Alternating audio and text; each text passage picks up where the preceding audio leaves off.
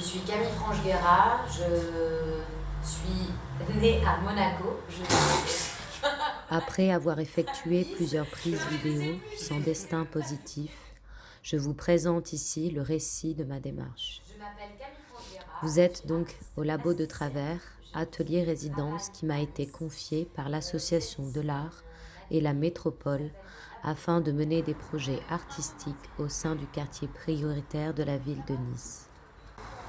Tout en menant une action en lien avec les problématiques d'aménagement urbain et de leur intégration dans le paysage, j'ai alors décidé d'endosser un rôle contigu avec la vie des habitants du quartier et d'ouvrir ainsi cet espace aux usagers.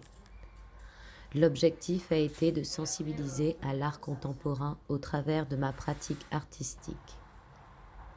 Mon métissage riche a participé à ma relation au monde et a développé une sensibilité au syncrétisme culturel et aux récits intimes de nos sociétés. Au travers de projets conséquents sur le territoire, cette résidence m'a permis d'alimenter ma recherche que je mène sur la matérialisation de l'empreinte de l'homme.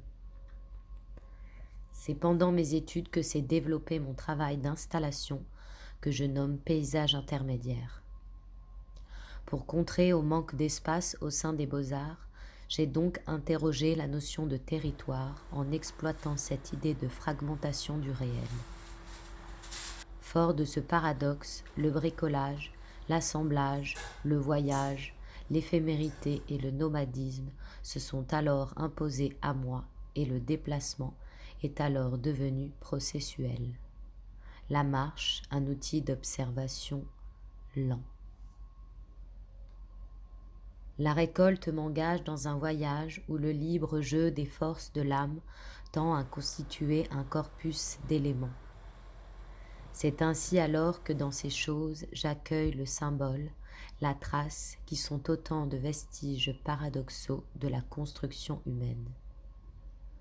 Alors les paysages que je construis sont comme des lieux où le reflet de dualité onirique s'appuie également sur la lumière comme support, mais aussi comme matière et objet en soi.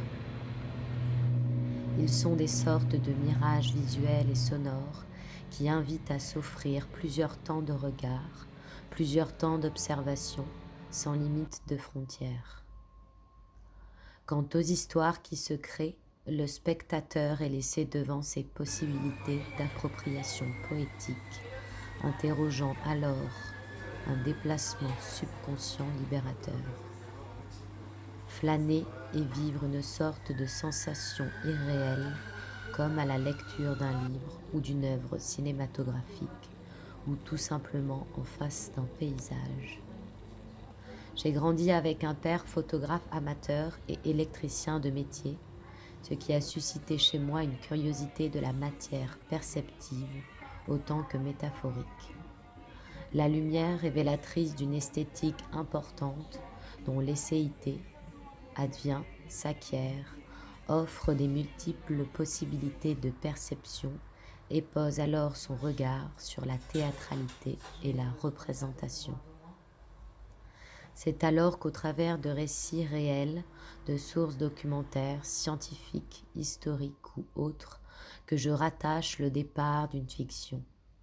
Il y a 2 ans, j'ai effectué un voyage par la marche de Ventimille à Ceuta, enclave espagnole au Maroc et ville de naissance de ma grand-mère. Je suis partie avec le désir de me confronter à des espaces stratifiés, ouverts et fermés, des sortes d'hétérotopies, dans lesquels les paradoxes témoignent d'une accumulation culturelle. Durant ce voyage et aujourd'hui, lors de mes déplacements quotidiens, je constitue une collection de ces rébus. Comme les nomme Freud, ils sont autant de fragments de pensée que je tente ensuite de fixer dans un récit comme inconscient de lui-même. L'ambiguïté de mon travail réside dans une pratique protéiforme qui, non loin d'entretenir ce fantasme de ce refuse de l'observation, évolue en prenant alors en compte le paradigme anthropocentré.